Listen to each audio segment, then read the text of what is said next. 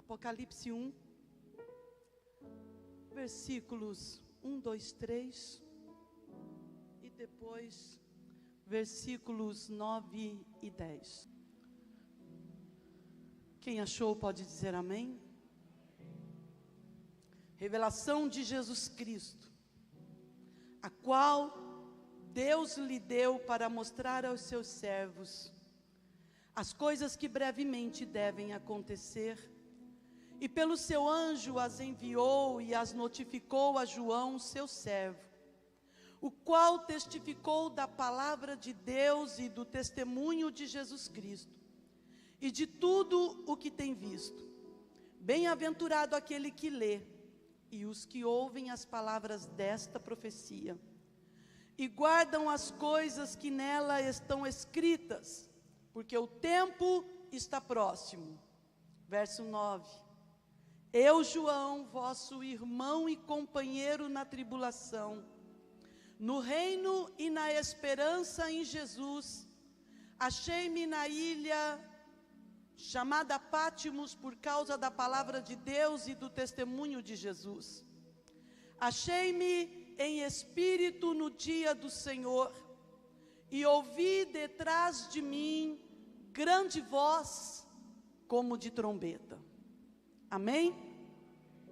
No Apocalipse, Deus traz várias visões e revelações das coisas que haveriam de acontecer na última hora ou no tempo do fim, por meio do seu servo João, um homem marcado pelo sobrenatural de Deus. Nos dias de João, o homem comum não era devidamente considerado.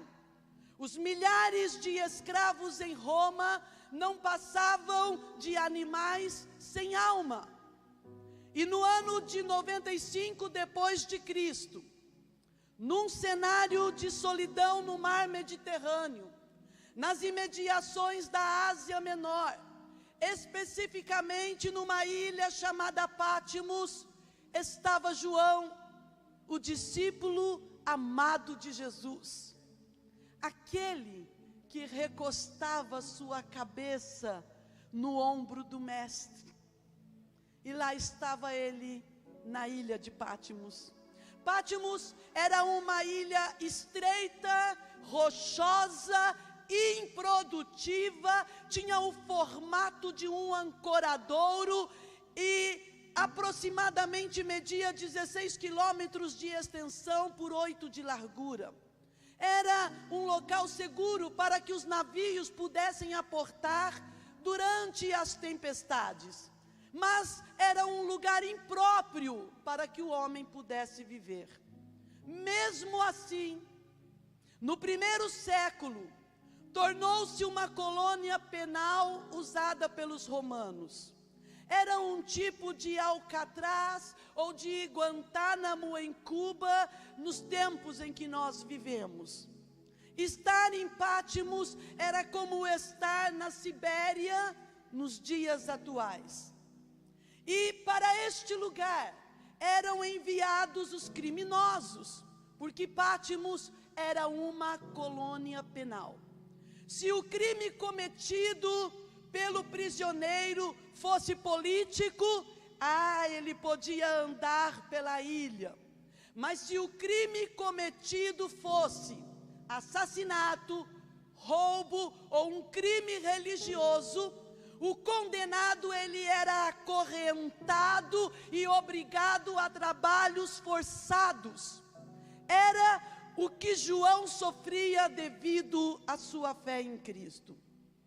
E apesar dos seus 90 anos de idade, o apóstolo João trabalhava nas minas e nas pedreiras de Pátimos, longe dos irmãos em Cristo.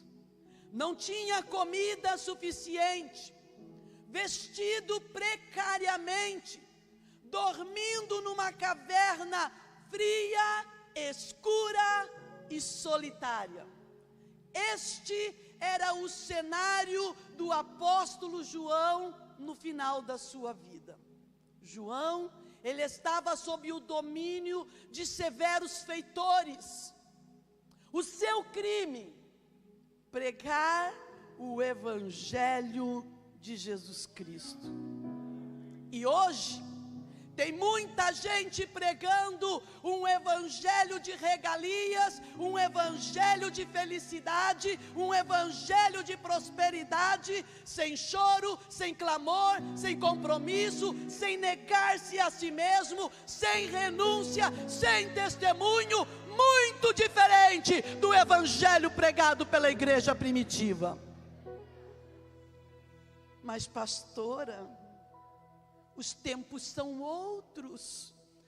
Disso nós sabemos, irmãos, os tempos são outros. Hoje o evangelho tem se resumido a encontros, congressos, retiros, passeios na Terra Santa, eventos com estrelas gospel, eventos caríssimos em hotéis. Com certeza, irmãos, os tempos são outros. Não que essas coisas estejam erradas, porque cada um faz aquilo que sente no seu coração, mas isso não é prioridade. Sabe por quê? Basta nós compararmos que na igreja primitiva as casas eram lotadas para a oração, era lotada para ouvir a pregação da palavra. Se nós lermos os livros de Atos, nós vamos ver e vamos verificar que não cabia mais pessoas, e todos os dias o Espírito de Deus acrescentava à igreja. Eu entendo, irmãos, o sofrimento da igreja hoje, ao menos aqui no Ocidente onde nós vivemos, não é de tortura, não é de morte, não é de prisão, mas o sofrimento da igreja hoje é o da renúncia, é o de negar-se a si mesmos. E isso, irmãos, é um desafio gigantesco para o nosso tempo. Contudo, o que nós temos hoje, com toda a tecnologia, com tudo que nós temos visto, irmãos, o mundo nunca foi tão bom para se viver. Tem de tudo hoje: tecnologia, passeio, viagem, diversão. O mundo é muito convidativo nesses dias em que estamos vivendo. E renunciar diante de tudo que está posto diante de nós, renunciar à nossa carne, renunciar às nossas vontades, é o desafio da igreja nessa última hora. Sabe por quê, irmãos? Porque nós vivemos a era do egocentrismo. Nós vivemos a era do antropocentrismo. O homem ocupa hoje o centro do universo. O homem hoje, ele se colocou no seu próprio coração. Não é Deus mais que assenta no coração dele, é ele mesmo. Parece que o mundo inteiro gira ao redor do ser humano. Sabe o que Paulo fez? Entendendo os últimos dias, ele escreveu 2 Timóteo capítulo 3, e ele começa a dizer ao jovem Timóteo, que estava cuidando da igreja, ele diz: Timóteo, saiba disso, nos últimos dias sobrevirão tempos terríveis, os homens serão egoístas, avarentos, presunçosos, arrogantes, blasfemos, desobedientes aos pais, ingratos, ímpios, sem amor pela família, irreconciliáveis, caluniadores, sem domínio próprio, cruéis, inimigos do bem, traidores, precipitados, soberbos, mais amantes dos prazeres do que amigos de Deus, tendo aparência de piedade, mas negando o seu poder. Timóteo, destes afasta-te.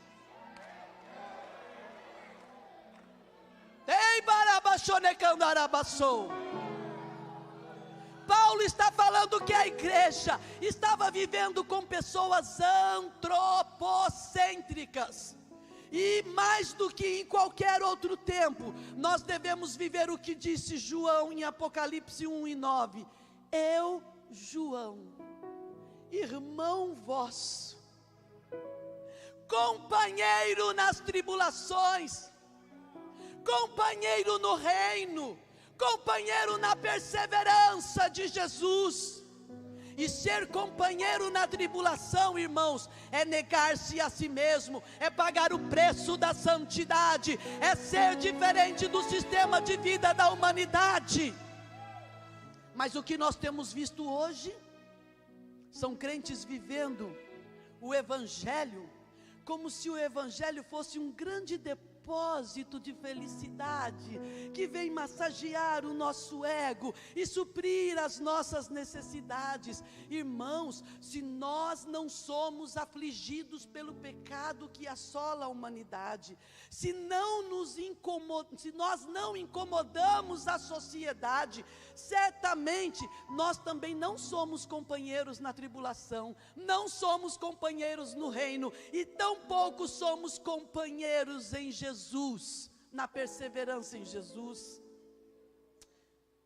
Voltando em Apocalipse 1, naquele tempo, um pouco antes da prisão de João, Nero desencadeou um grande ataque à igreja, e no seu louco governo, ele encharcava as arenas com o sangue dos cristãos. Aqui todo mundo já sabe isso. Ele era um imperador que morreu cedo, e quando ele morreu, gerou uma calmaria no império. Durante essa calmaria, os apóstolos pregavam o Evangelho, os apóstolos cruzavam fronteiras, os apóstolos proclamavam o reino e a perseverança em Jesus.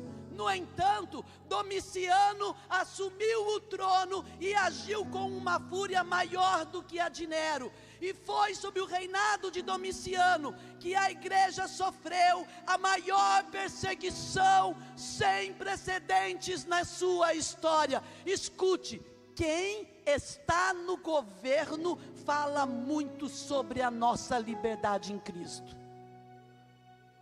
Domiciano, ele decretou a adoração ao imperador para manter o império unido, e nenhum cristão escaparia se não adorasse a César e renunciasse à sua fé em Jesus. E vem João, um homem experienciado pelo Evangelho, e ele se recusa. Foi trazido perante o tribunal, não negou o seu Senhor, a sua perseverança na fé era firme, por isto ele foi confinado em Pátimos, aparentemente esquecido naquele lugar. Mas escute, é justamente quando sofremos, é justamente quando nos sentimos esquecidos, que Deus se manifesta para usar a nossa vida de uma forma maravilhosa. Quem sabe, irmãos, naquela ilha, João pensasse que o seu longo ministério havia terminado, mas ele não sabia que o melhor ainda estava por vir. Isso pode estar acontecendo com você. Você acha que envelheceu, você acha que o seu ministério ficou para trás, que não há mais nada que você possa fazer pelo Evangelho, mas eu trago uma notícia para você: a parte mais significativa da sua vida está começando no reino espiritual. Sabe por quê? Porque Deus te capacitou com sabedoria, com conselho para os mais novos, com experiência de vida, tanto vida secular como vida cristã, com estratégias contra o pecado. E Deus vai trazer revelações nesses últimos dias para todos aqueles que esperam e acreditam que Ele fará uma coisa nova. Entenda. Todo aquele que vive em comunhão íntima e pessoal com Deus, pode viver a experiência de obter revelações e viver o sobrenatural de Deus. João disse no verso 10, achei-me em espírito no dia do Senhor. Eu fiquei pensando neste texto, e eu fiquei imaginando como teria sido aquele dia na vida de João. levantou cedo, acorrentado, mal vestido, mal alimentado, não sei se estava frio, não sei se estava muito calor, e ele foi trabalhar lá nas pedras. Quando ele volta, cansado, fraco, fadigado, eu fiquei imaginando ele voltando, tantos anos servindo ao meu mestre, agora estou confinado nessa ilha, mas eu nunca vou deixar de amá-lo, nunca vou esquecer o seu amor por mim. E eu fiquei imaginando João chegando naquela caverna. De repente ele diz: eu me achei em espírito. E eu ouvi por detrás de mim uma grande voz. Era como uma voz de trombeta. Naquele tempo de grande sofrimento, naquele tempo de uma aparente derrota, Cristo se manifesta na vida de João e lhe revela os acontecimentos do fim de toda a humanidade. Que privilégio! Parecia derrotado, mas de repente arrebatado em espírito. Ouvi por detrás de mim grande voz como de trombeta. Inesperadamente, enquanto sofria em Pátimos, João é cheio do Espírito, dominado pelo Espírito, levado ao mundo espiritual, e o Senhor lhe abre visões celestiais. É difícil descrevermos este momento. O apóstolo Paulo, em 2 Coríntios capítulo 12, do 1 ao 4, ele vai também tratar de uma experiência semelhante, e ele vai dizer: olha, eu não sabia se estava no corpo, ou se eu estava fora do corpo, eu só sei que eu vi e ouvi coisas inefáveis de Deus. Isso é o sobrenatural de Deus. E sabe para quem é isso? Só para aqueles que estão em comunhão, só para aqueles que têm intimidade, só para aqueles que estão comprometidos com o reino, com o evangelho, com o testemunho.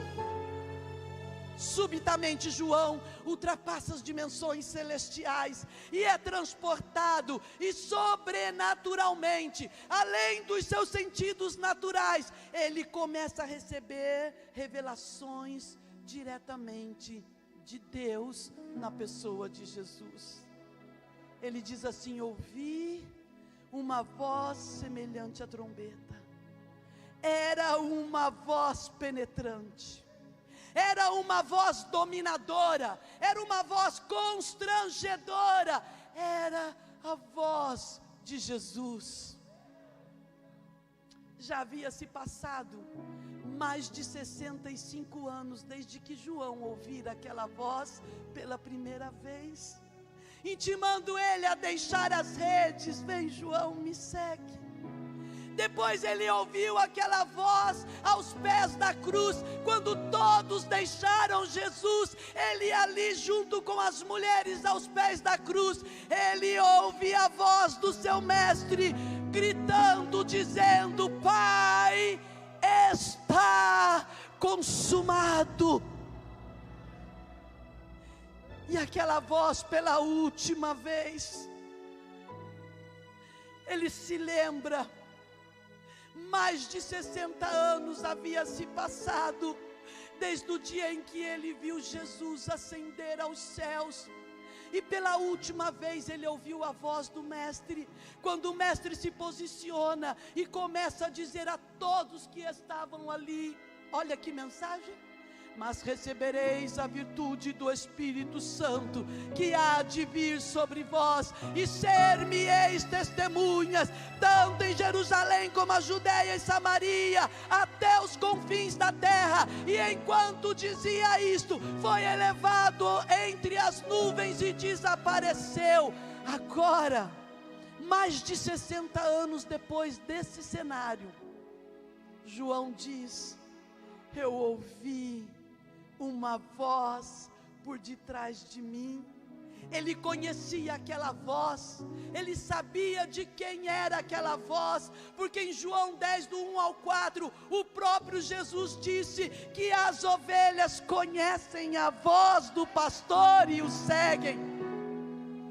Eu não sei quanto tempo faz que você não ouve Deus falar contigo, mas escute, quem tem ouvidos ouça o que o Espírito diz à igreja, porque Ele fala com você. O salmista Davi também conhecia essa voz, e o salmista dizia: a voz do Senhor é poderosa, a voz do Senhor quebra os cedros, a voz do Senhor despedaça os cedros do Líbano, a voz do Senhor despede em chamas de fogo, a sua voz é majestosa, Ele troveja sobre as águas. Tegandalabaxou.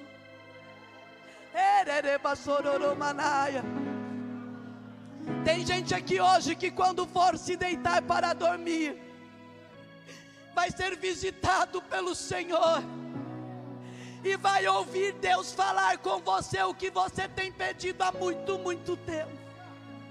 Lá estava João, arrebatado em espírito, mas desta vez foi diferente das outras, porque desta vez ele ouve a forte, penetrante voz do Cristo glorificado. Não era mais o Cristo homem, era o Cristo glorificado. E quando Cristo falou com ele, era como o som de trombeta, era como o soar de uma trombeta. E ao ouvi-la, João se assusta, o seu coração dispara, ele estremece, e ele começa a descrever este momento no versículo 12 do capítulo 1.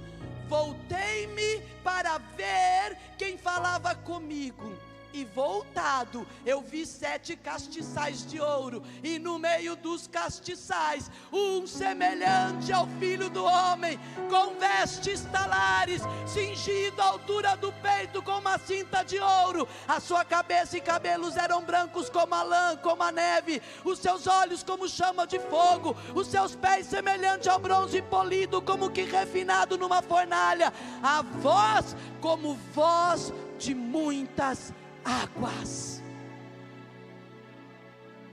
Que momento glorioso, que comunhão, que intimidade, que glória, que experiência singular. E tudo começou quando ele ouviu por detrás dele uma grande voz. A comparação com a trombeta, irmãos, ela é significativa. João ouviu uma voz como de trombeta. No Antigo Testamento, as trombetas eram usadas para vários propósitos, e em cada um deles havia algo poderoso e constrangedor. A trombeta no Antigo Testamento era usada para sinalizar a presença de Deus. Antes de construir o tabernáculo, Deus falava com Moisés face a face, mas certa vez, depois de receber algumas orientações de Deus, Moisés mandou o povo se santificar, reuniu o povo no pé do Monte Sinai, para que o próprio povo ouvisse Deus falar. Deus deseja que todos nós tenhamos a experiência de ouvi-lo. Eu não sei você, mas eu já ouvi Deus falar comigo audivelmente. Eu creio que você também. E lá no Êxodo capítulo 20, verso 18, Deus se manifestou ao povo. Vendo-se o povo diante dos trovões e dos relâmpagos e do som da trombeta, o monte fumegando, todos tremeram assustados, ficaram à distância e disseram para Moisés: Moisés, fala tu mesmo conosco e ouviremos, mas não fale Deus conosco para que não morramos. Olha que coisa. tem que estar preparado. Não é qualquer um. Não é qualquer um.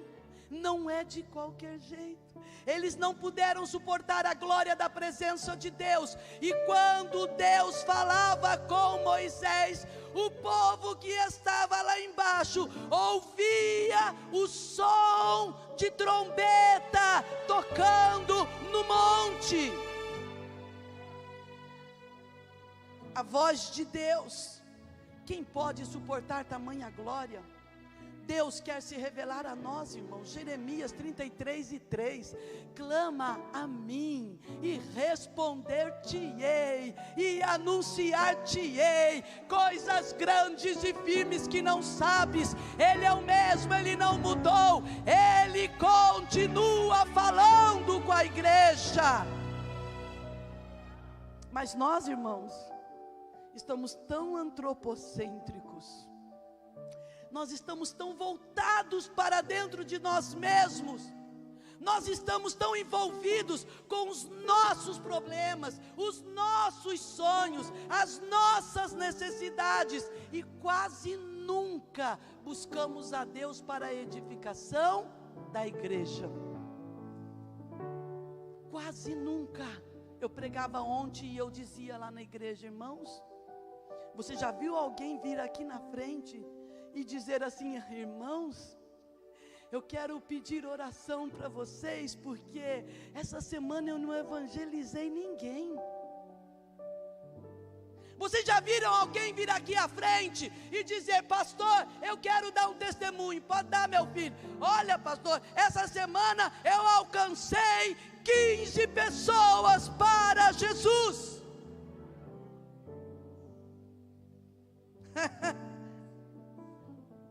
Vamos voltar às trombetas.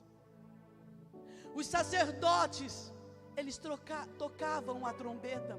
E olha o que Pedro escreve, 1 Pedro 2:9: vós sois geração eleita e sacerdócio real.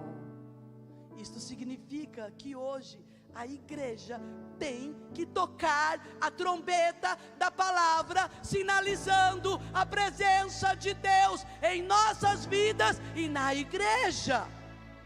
Joel, ele diz no capítulo 2: tocai a trombeta em Sião, clamai em alta voz no monte da minha santidade. Perturbem-se os moradores da terra, porque o dia do Senhor está perto. Que o mundo possa olhar para nós como em Atos dos Apóstolos 17, verso 6. Estes são os que têm alvoroçado o mundo.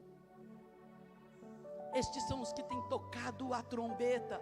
É tempo de tocar a trombeta no seu trabalho, na sua escola, na sua família, nos seus vizinhos, no seu passeio. É tempo de tocar a trombeta. Toca a trombeta, igreja, porque é para isso que nós fomos chamados. A presença de Deus, irmãos, ela causa impacto na vida das pessoas. E quando ela causa impacto, ela transforma a vida das pessoas. E somos nós que levamos a presença de Deus para as pessoas. Qual é o nosso papel nesta última hora? Nós somos, irmãos, os alvoroçadores do mundo. Onde pisar a planta do meu pé, este é o meu campo missionário. Missões é todo lugar aonde pisa a planta dos nossos pés. Irmãos, nós não viemos a este mundo a passeio. Nós não somos seres humanos com uma experiência espiritual. Nós somos seres espirituais com uma experiência humana. É dia, é tempo, é momento de entendermos isso e levarmos o Evangelho a toda criatura. Pois quando estamos plenos em Cristo, a felicidade transborda em nós. Segunda coisa das trombetas no Antigo Testamento, ou segunda utilidade: primeiro, ela sinalizava a presença de Deus. Segundo, convocava o povo de Deus. E é isto o que Ele está fazendo nesta noite. A trombeta que está sendo tocada aqui, não sou eu, Rose Prado, é a palavra. A palavra convocando para chamar a nossa atenção acerca das necessidades da humanidade. Lá em Números, capítulo 10, diz que quando tocava a trombeta, toda a congregação deveria sair cada um do seu lugar e se ajuntar, porque quando as trombetas eram tocadas, isso significava que o povo estava sendo convocado numa assembleia, porque Deus haveria de comunicar uma mensagem a eles.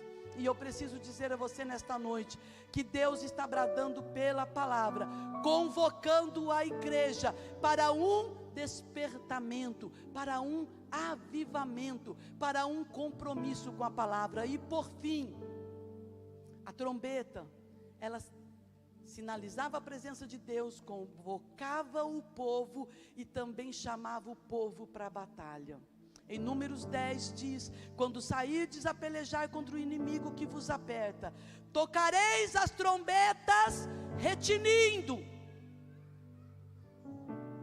Os sacerdotes tocavam o chofar, que era feito de chifre de carneiro comum, era usado nas batalhas, mas era um toque diferente. A trombeta, ela tinha que fazer um retinido, ela tocava retinindo. No hebraico a palavra é teruá, é uma palavra que denota um sonido alto e contínuo.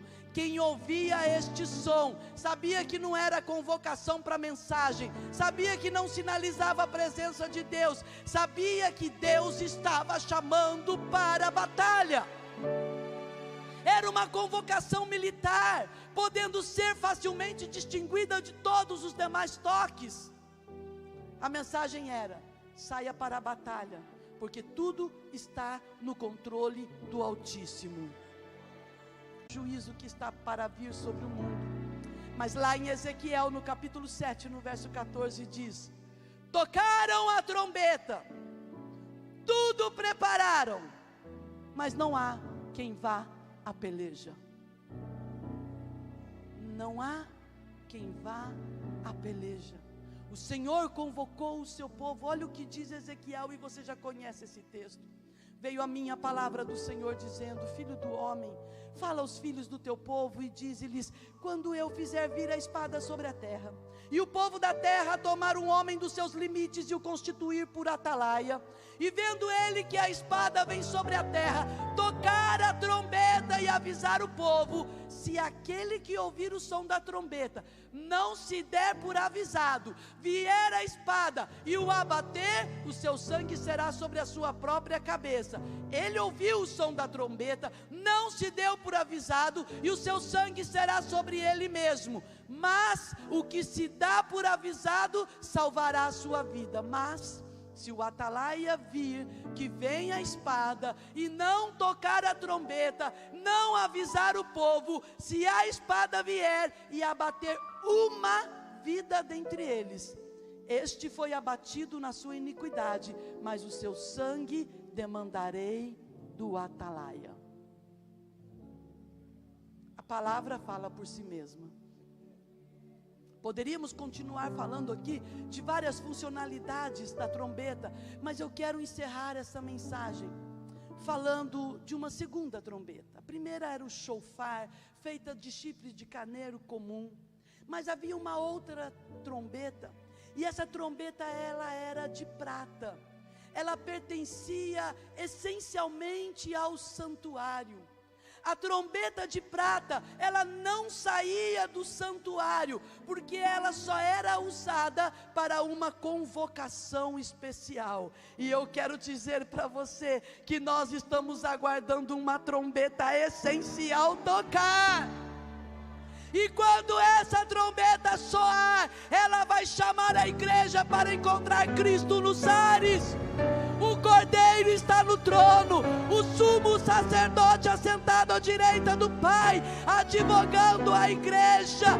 Mas a qualquer momento, num abrir e fechar de olhos, antes somente a última trombeta, porque a trombeta soará, os mortos ressuscitarão incorruptíveis, e nós seremos transformados. Ei, Candarabachamanaia, levante a sua mão, porque o mesmo Senhor descerá do céu com alarido, descerá com voz de arcanjo, com trombeta de Deus, e os que morreram em Cristo ressuscitarão primeiro. Depois nós, que também ouviremos a trombeta, seremos arrebatados junto com eles nas nuvens, e estaremos para sempre com o Senhor.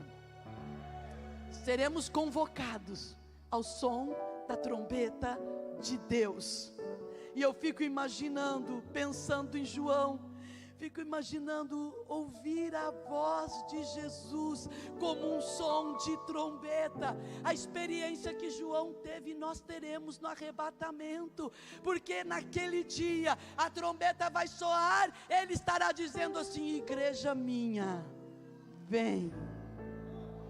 Eu fico imaginando Cantares capítulo 5 versículo 2, eu dormia mas o meu coração velava. Eu fico imaginando a amada que é a igreja esperando o esposo. E eu não sei vocês, irmãos, eu sou muito louca. Às vezes eu estou em casa lavando louça, às vezes eu estou deitada para dormir, eu começo a imaginar o dia do arrebatamento. Eu começo a imaginar Cantares de Salomão, quando o Senhor pega e diz assim: levanta-te, amiga minha, formosa minha, vem. Eu não sei se quando a trombeta soar, se eu estarei andando, se eu estarei deitado, se eu estarei sentada. Uma coisa eu sei, ela vai soar, e Ele vai dizer: vem, amada minha.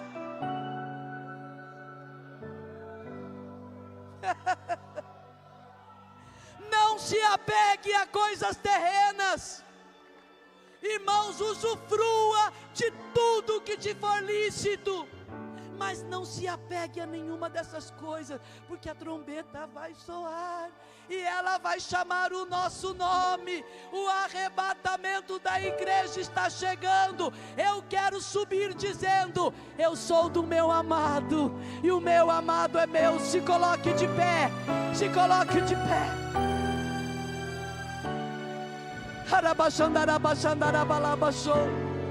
A trombeta vai soar, a trombeta vai soar. Muitos ficarão desapercebidos, muitos ficarão envolvidos com coisas materiais. Irmãos, a gente pode fazer de tudo que não ofende a Deus. Pode passear, pode viajar, pode se alegrar, pode nos congregar, pode fazer o que quiser, irmãos, mas o nosso coração tem que estar velando. Eu estou esperando a trombeta soar. Eu quero ter a experiência de João. Eu quero ouvir uma voz dizendo: vem, vem. Feche os seus olhos.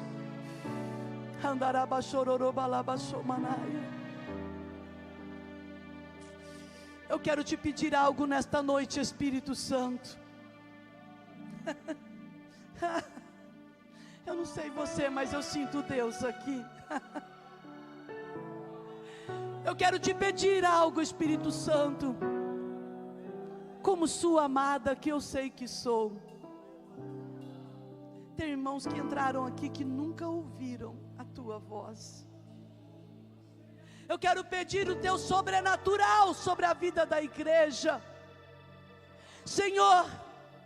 Que alguns que estão aqui, porque não são todos, porque nem todos que estão aqui serão arrebatados, nem todos os que estão aqui estão comprometidos, nem todos os que estão aqui abraçam o teu reino. Eu quero te pedir que aqueles que derramam o seu coração feito águas diante do Senhor neste momento, traga experiência sobrenatural, traga visões, arrebatamento de sentidos. Abre, Senhor, os seus ouvidos espirituais, para que eles ouçam a sua voz como nunca ouviram antes. Senhor, nós levantamos as nossas mãos diante do seu trono. Visita-nos com o teu sobrenatural. Essa experiência da visão, do arrebatamento, das revelações, não foi, Senhor, exclusividade de João, está disponível para a tua igreja.